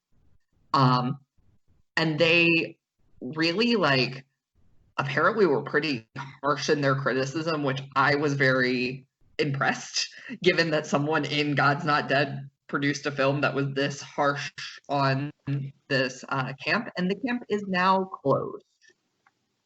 That's so crazy. That's a buck wild journey we just went on. Holy shit. And then he threw that brick through that building and murdered that nice black man. Man, people have layers. That's the thing about Christian media, is that it's so interesting despite the fact that everything about these films would tell you the opposite. Yep. There's so many interesting stories that they just refuse to talk about. Oh. Okay, so fact check myself really fast. It does not look like the camp is closed. But Boo. they have had a reshuffling of leader. Or wait, it transferred the property to another Christian ministry. Okay. So well, it was baby reopened steps. under a different name. Yeah. Okay. Well, that's something. Now we even more quietly do it. Yeah, hopefully not. Really? Gentlemen, do we have any last thoughts about God's Not Dead 3? I'm so happy that the fourth one will be coming out. It's not. Some point in the future. I have to believe that's a hoax, because this feels like the end of a franchise. We can't do more. There's nowhere left down to go. We've reached the floor. They'll have to start digging. I'm so curious what they'll do. So I don't feel like I can properly give this film a rating, because I just think it was so bad that it doesn't even deserve a rating. This has too much professionalism and too much hard work in the production side to be this garbage. Yeah. Yeah. It's just such a strange movie, so tonally out of place with the other two, that it is hard to contextualize. I mean, I guess if I was gonna have to give it a rating, I'm trying to remember. I haven't been able to pull up my Stations of the Cross. I'm gonna edit this out and make me look smarter. Stations of the Cross Catholic. I'm so tempted to make a callback to that during my reaction to just destroy your editing. I'll kill your callback. Fuck you. I'll preserve my... Suddenly you're edited out of the whole thing. I'll preserve. Yeah, no, it's just the Me and Michael podcast now. My brother's friend. Yep. No me. No me. I'm someone's brother, and I'm someone's brother's friend. Man, that was funny. So now we do have to keep it in. I would call this one. Let's see. I would call this one Jesus meets his mother, because it does feel like something of a weird, sad reflection upon the franchise, despite all the very bad problems with it. I'm gonna give it a How I Met Your Mother, and say that I will always recommend people watch the beginning of both How I Met Your Mother and God's Not Dead 1, because that movie is buck wild and entertaining for all the wrong reasons. But just skip the ending. You know what? Just skip it. It ends. Yeah. So I'm gonna give it a half, a right standing, like upstanding cross, not an upside down cross. You'll notice a difference. Mhm. The reason being is that is very clearly not possessed, because possession at least makes things entertaining. That's accurate. I mean, do we want to rank our favorite films from the franchise out of the three? Oh, we've got to. Yeah, having run this gauntlet. Yes. I'll go first. I think my top one is probably always will be God's Not Dead 1. I mean, that's a film you can show at like a party, a weird party of ex-Christians, but you can show that film at a party and people will have a good time. You cannot, and then like definitely I would put 2 next, because it is the same weird brand of weird, like funny, completely out of left field. Just like persecution complex, and then this one, which is less of a God's Not Dead movie and more of like a weird Christian documentary about why protests are bad. I gotta put, like, I want to put 2 there because it ends on such a hilarious note with them just walking out to the crowd while the Newsboys plays. Like, that is one of the funniest scenes I've ever seen. But 1 wins because of the speech by the old lady, where she's like, Satan done made you a golden cage. By the time you realize it's a cage, he might done close that door on you. Who are you? Oh my god. Just, mwah, 2 chef's kisses. Just, mwah, it's beautiful. Oh. So I'm really happy I'm saved for last, because I actually am going against the popular opinion. I think no. 2 is my favorite. Let's hear why. So you've got scared atheist ACLU lawyer, perfectly cast. You have Melissa Joan Hart, who herself has a bit of a persecution complex and does not have gay friends because her curls don't hold up in the film. You have the sexy gardener from Desperate Housewives. You also do not have the explicit anti-brown people message that both the first and third films seem to champion. That's a good point. That's a really good point. I now feel It's bad. less racist. It's not racist. So like, Yeah. no, there are no wrong answers because they're all racist. But it is less racist. Right, because like I can't disassociate the first film from like the domestic violence and like the, they weren't giving subtitles to Arabic when it's spoken, and like it's just so gross that the second film, I don't think I had that Insidious moment where it's like, ooh, it was just, this is hilarious because this is how Christians, like, who have this persecution complex really see the world, and I find it hilarious. That being said, 1 is number 2 on my list because it is, like you said, a film that you could show and dunk on with Christian friends. The third film, I can't think of a time where I would ever want to think about it again, watch it again, or reference it again. Oh yeah, no, I did not watch this a second time. I was like, that sucked. It was a bad time. Yeah. I am so happy to go on this very weird religious journey with you boys. What is next in our religious future now? Because I mean, we're getting a PureFlix account, right? No, I'm not giving them any money. Absolutely not. I'm just saying, we like a free account, we could get years worth of podcast material. Listen, I mean, I'm all for reviving Honey, I Just Got Raptured, but I don't know that that'll take so long to get through the entire Left Behind series that we'll have a new plague by the time we finish it. Hey, we'll have plenty of time to record. That's true. I mean, maybe, you know, we'll see. As long as this thing happens, I'm happy to keep recording until I have to get a real job. But I mean, like, I guess we were talking about doing Joseph because that's like a legit good movie, Joseph Prince of Egypt, or not Joseph, right? You said you mixed the two, Prince of Egypt. Prince of Egypt, yeah, okay. Yeah, not Joseph. Multicolored Dream. Technicolor Dreamcoat is a whole Yeah. different can of worms that we could open up later. But I mean, I don't know. Do you want to keep doing this? I mean, I'm gonna be completely honest. I'm having a great time doing this. This is So so if fun. Same. Yeah, if both of you are having fun, I think we should do it as long as it's fun. I Yeah, think definitely. so too. Yeah. All right. So I'm a little upset we don't have quite as good of like thumbnail idea because the Ace Attorney thing you did, Aaron. Oh, I'm not doing that shit again. It took me an hour.